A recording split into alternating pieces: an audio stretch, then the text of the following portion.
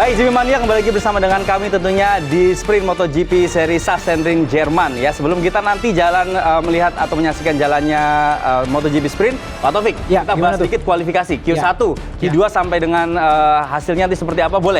jadi secara umum memang bisa kita lihat bahwa akhirnya yang ambil pole position adalah Pecco Bagnaia. Dan memang Pecco Bagnaia di sini adalah pemegang, udah pasti ya pemegang lap record di sini yang ditorehkan di tahun lalu. Secara umum tahun ini di Sachsenring dia memang benar-benar luar biasa bagus banget dan seperti kayak apa yang dia lakukan di Mugello ya sepekan yang lalu, bahwa benar-benar dia menjalankan sesi prakualifikasi hari Jumat sampai kualifikasi kedua di hari Sabtu ini benar-benar yang sempurna, artinya benar-benar nggak ada salahnya sama sekali. Untouchable mungkin ya seorang Pecco ya. Dia nggak terjadi lagi sekarang ini. Saya sih kemungkinan iya sih ya bisa terjadi ya kalau misalkan memang Pecco tidak mengulangi apa yang dia lakukan di tahun lalu. Nah ini kita bisa saksikan juga di layar, ini adalah posisinya starting gridnya ya. Tadi 1 Pecco, start dari 7 ya. 2 Marini, betul, Marquez di grid kedua berarti ya. Di grid ketiga. Grid ketiga, sorry. Tapi Luca Marini itu kenceng juga ya ternyata ya. Juga. Jadi pada dasarnya secara umum baik GP23 ya GP23 yang dipakai oleh Pecco Bagnaia dan maupun GP22 itu merupakan paket yang luar biasa sempurna sih kalau saya bilang sih ya. Betul. Mungkin GP23 lebih sempurna lagi, tapi bisa dilihat bahwa dua varian tahun dari dari motor Desmo Sedici ini luar biasa. Betul, karena memang motor tahun lalu juga motor yang mengantarkan Pecco juara dunia. Kan? Artinya memang bagus sekali dan bisa masih oke banget di tahun ini karena pabrikan lain kayaknya belum bisa ngejar sampai sebegini kan. Ducati cukup panjang loh persiapannya ya.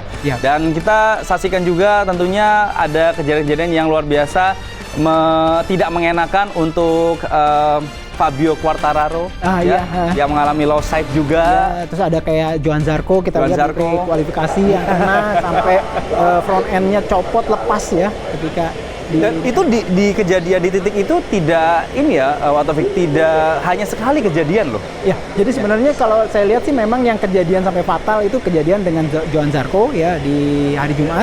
Namun kalau kita lihat di hari Sabtu itu kejadian juga sih. Di mana ketika itu low side-nya Maverick Viñales hampir mengenai Alex Marquez. Jadi kita melihat mungkin bahwa layout-nya sih mungkin layout dari pit lane exit dari Sachsenring ini yang mungkin seharusnya diperhatikan lagi. Mungkin apakah ini sesuai dengan safety apa enggak gitu. Karena memang bisa terjadi ya ada sedikit adjustment atau seperti di sirkuit mana yang dirubah layoutnya waktu itu atau karena kejadian yang hampir motor melayang kena Rossi ya kan akhirnya dibenerin tuh di Red Bull Ring ya, Red Bull ya Austria, betul. Jadi ini bisa jadi juga, bahkan seorang Alex Marquez tuh dia di seri yang lalu kan dia pasang tuh di belakangnya baby on board katanya. Jangan sering-sering ditabrak guys, maksudnya dia sering banget. Dan kalau Jimmy Mania lihat di cuplikannya memang dia Maverick Viñales benar-benar hampir mengenai. Hampir banget. Jadi istilahnya itu merupakan daerah kalau misalkan orang low side ya nggak bisa disalahkan karena dia low side ya. Low side, betul. Terus kalau misalkan ada orang keluar dari pit lane ya susah juga disalahkan ya. Dia keluar dari pit lane dengan kecepatan yang nggak boleh kenceng-kenceng juga karena masih daerah pit lane. Jadi ya menurut saya cara terbijak adalah mereka harus memperhatikan ulang, mengedit ulang pit lane exit sih sebenarnya. Bagaimana caranya biar lebih safety. Sehingga safety buat semua. Baik itu yang kalau misalkan kejadian crash sehingga tidak masuk ke crashing line, bukan racing line lagi. Dan orang yang keluar dari pit lane exit juga lebih aman kalau menurut saya itu. Kalau Alex Marquez hampir kena, tapi terus kakaknya malah. Kakaknya malah yang insiden dengan Zarco. Nah itu sempat ramai juga kan ketika statementnya Marquez bilang ya harusnya Zarco dong yang bisa menyesuaikan Tapi logika aja ya Wak, kalau kita lagi bawa kendaraan ada motor atau ada yang nyelonong depan kita kan agak susah juga ini ngerem apa ngegas gitu kan. Benar-benar secara umum sih saya ngelihatnya bahwa insiden ini sebenarnya insiden balap sih, nggak perlu harus di flame gitu ya, dibakar sebegini keras. Tapi memang ya asalnya Marquez jatuh, dia nggak bisa ngapa-ngapain.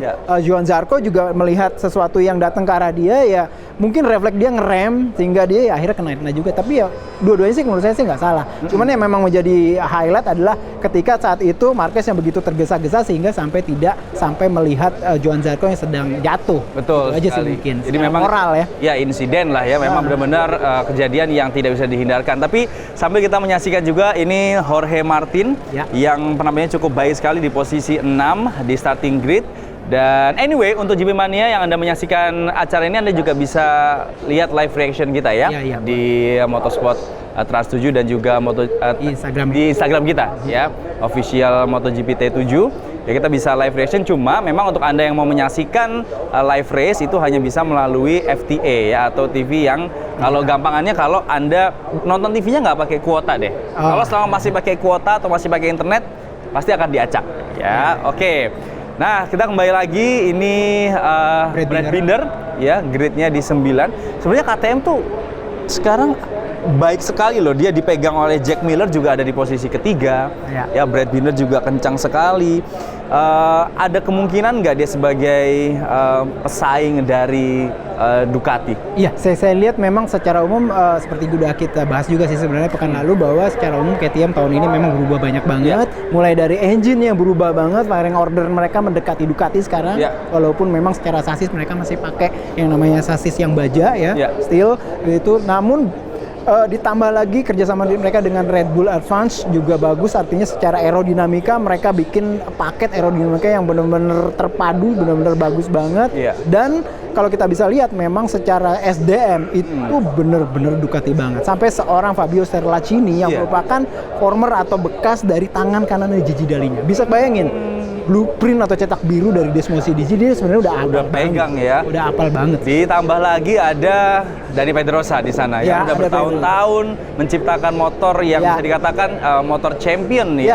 Jadi DNA-nya sebenarnya kalau kita lihat ya terasa seperti mengendarai Honda mungkin. Secara engine mungkin Ducati ya, tapi kenapa dipilihnya Pedrosa? Gini loh, kita ngelihat ada Dani Pedrosa adalah seorang pembalap yang secara postur dia kan kecil. Artinya dengan postur yang kecil aja, itu ya. RC16 itu gampang misalkan di pick up ketika misalkan tikungan berbalik arah dan segala macam. Apalagi seorang yang istilahnya secara postur lebih besar dari dia, Jack Miller, Brad Binder, dan pembalap gas-gas gitu ya.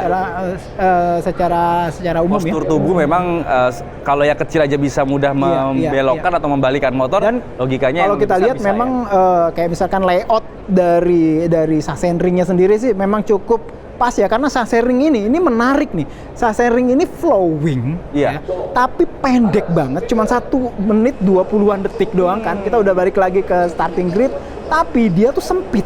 Nggak kayak Mugello itu flowing tapi lebar, panjang. Tapi ini pendek, sempit, flowing. Jadi karakternya berarti masuk karakter seperti apa? Karakternya flowing. Terutama kayak yang menariknya adalah ada 7 tikungan kiri semua, mulai dari 4, 5, 6, 7, 8, 9, 10, baru 11 kanan. Ini tricky banget. Kenapa?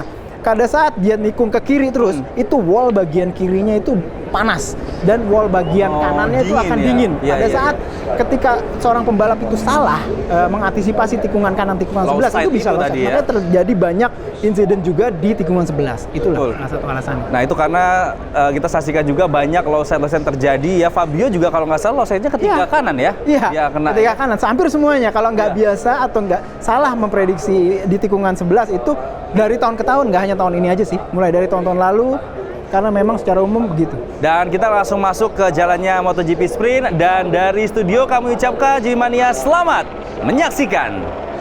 But 4 poles in the last 5. Can it be yet another victory?